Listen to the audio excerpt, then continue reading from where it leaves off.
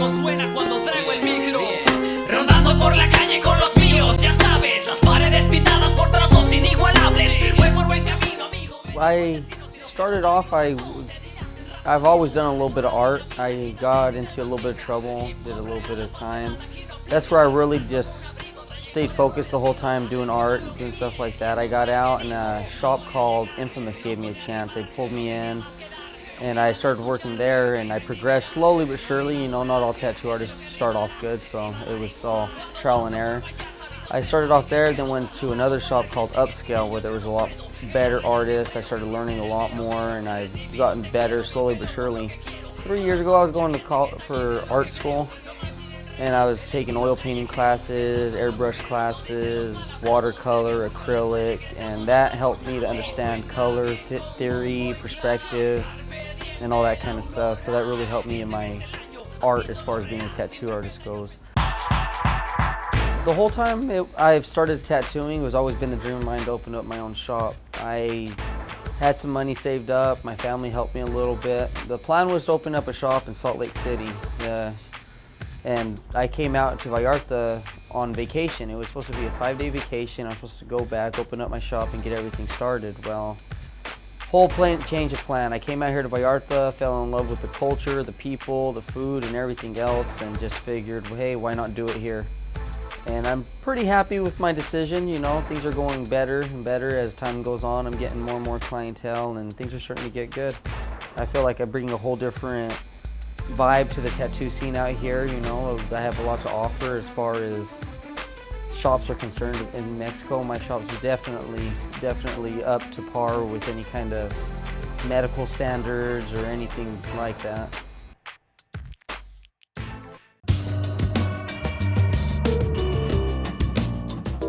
As far as medical standards, it's just a lot of stuff that I've learned that the only way I could have learned is learning by other experienced artists. Cross-contamination is basically where you touch an object that's contaminated and cross that over to another object. That's how MRSA, any kind of infection, HEP, or anything like that could be spread.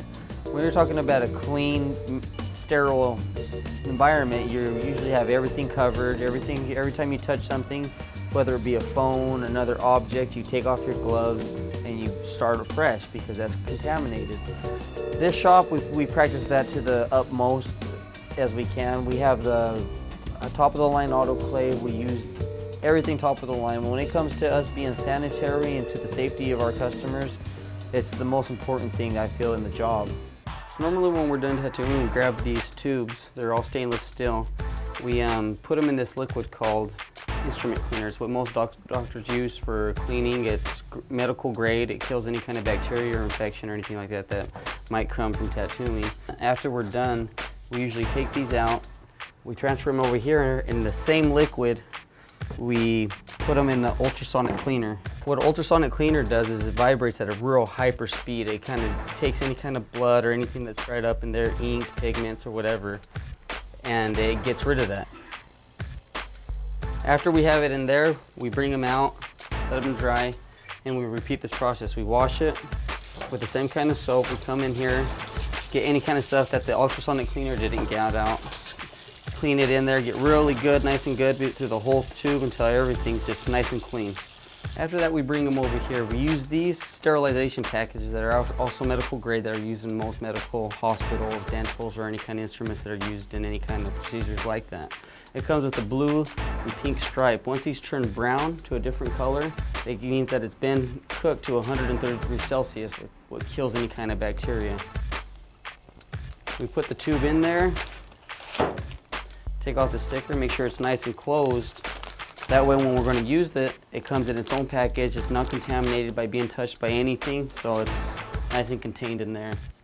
We use these autoclaves. These autoclaves take about 15 minutes to get to 130 degrees Celsius. We put them in there. The way these work is you put water in the bottom tray. We used all distilled water, medical grade. And what that does is the vapors come out and it pressurizes it. Once it gets to 130 degrees Celsius, it's enough to kill AIDS, any kind of infection that the mind can dream of. And we hold it there for about 30 minutes.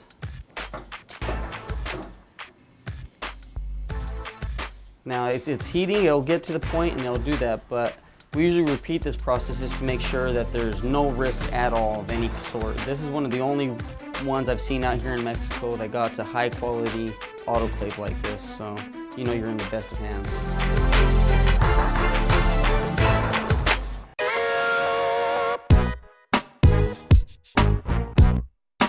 There's a lot of stuff in town that I'm trying to get my shop's name out, and really I'm trying to go towards more of a thing that's giving back to the community, that gives a positive outview of my shop and what we stand for. Me, myself, I've come through a lot of struggles in life. I had a bad past, and it means a lot to me to try to help people like that. So killing two birds with one stone just makes me feel great about the whole thing.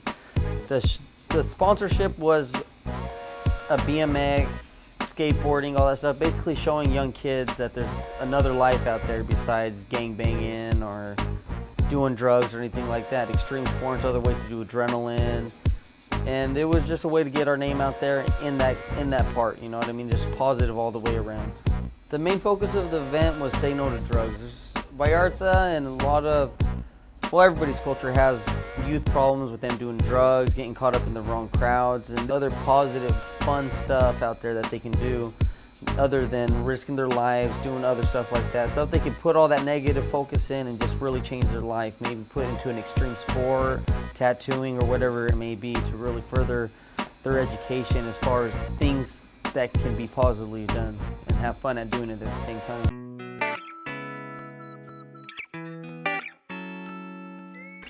When I started doing art, I started off with just regular pencils. I've experimented into acrylics, watercolors, oil, and I feel like oil's just a real medium that I'm real comfortable in. I've progressed a lot faster in that area than I have others, so that's the thing I like doing the most. I feel more comfortable with that. Oils also come out the best for me. I do other art and it comes out good, but I feel oil's definitely my strong point. Usually whenever I'm looking for something to paint, I'm not usually looking. I'll just be looking through books on art, or I'll see something, or something will come into my mind and it will just inspire me to do whatever it is that I do at the time. It's usually in bursts. I would like to say that it's non-stop, but usually in bursts when I come up with my best work. It's usually unexpected. Originally I usually do a tattoo kind of fill oil paint. I usually do stuff more alternative based for younger people that people like that tend to like. Now that I'm here in Vallarta, there's a lot of art galleries, so I'm really starting to push towards a more classical type of painting to where I can attach everybody's eye. The painting behind me is Day of the Dead skull. I've seen a lot of the traditional Day of the Dead skulls, and this one I just came up with by myself. Got a little bit of reference but did my own thing to it. I try to go with kind of like a psychedelic, happy feel to it. As you can see, the skull's got a big smile on him. He's happy, he's getting drunk, you know, and it's just something. I did a couple sketches, but then I refined it and made it more appropriate for everybody's eye. The original one had my city on the bottle, but I put Vallarta in the bottle just to kind of give the people here a Vallarta feel to the painting.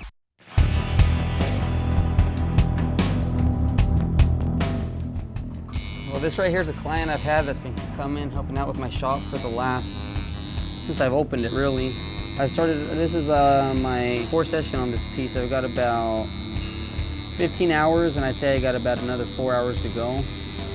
He really just picked this piece because he liked it. He saw it, you know, and he really was feeling it. And we kind of came up with this piece for him. We derived it from another piece, but put my own little twist on it, so it was custom, so it wasn't exactly like the one that he was choosing. A lot of people get the Oni mask confused with maybe a satanic or something like that, a cult or anything like that, especially out here in Mexico, because they're kind of real Christian or Catholic. But really the Oni mask symbolizes basically like karma. It attaches itself to the person, and it can be good or luck or bad luck depending on the person, on what their whole aura is. This is a traditional Oriental piece. I really like doing traditional Oriental pieces just because the color's so just thick. It's there. There's not a lot of detail to it, but it's bright, and it's real easy to work with, a lot of traditional type of work. The pigments I use, all the color that I've used a new ink that's called Fusion, and this came out about a year ago. It's all organic, it's vegan friendly. A lot of people like it like that, because every now and again I get vegan clients that just want to know what they're putting into their body, don't have any kind of chemicals or any kind of other stuff like that.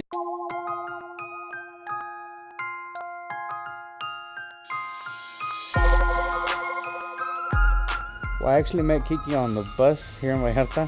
It was a funny thing. I was promoting for another tattoo studio out here, and I was actually trying to pull Kiki in there, and he told me to come out here, and well, ever since then, since day one, I've been helping him out every way I can. The pain, it's something natural. I guess all tattoos are like that. The worst part is the actual wipe down, but I mean, other than that, it feels good. Well, this is the cleanest town in Vallarta, I think, personally, and I think everybody else thinks the same thing. But yeah, it's really good. Everything is excellent here. Just get something that you'll never regret. Come with Kiki. Yeah, come with Kiki. Bienvenidos sean todos, esa cosa está de locos. Raperos se creen Dios, el mundo les parece poco. Mucha ciencia ficción, robos y balaceras. Hablan de la calle porque no fueron a la escuela. Aquí todos ya cantan, hoy todos rapean. Conozco principiantes que aún la cama mean. Presumen de agarrar el micro con elegancia. Hacen porquerías y de mierda su fragancia. Son hijos de papi y no sé qué le juegan. Idiotas como ustedes en el micro tartamudean. Fanáticos de Snoop con trenzas y ese rollo. Raperos como ustedes con un freezer los degollo. Se enojan, enfrentan, son más de la cuenta y nadie los toma en cuenta. Al parecer su meta es grabar con 50 centavos. Eres solo un esclavo de la moda del rebaño, de los que mueren al año. Piden el respeto por grabar una rola fácil. Esas se escriben solas, fanáticos. Son el peor de los males, presumen de hacer hits pero no los oye nadie.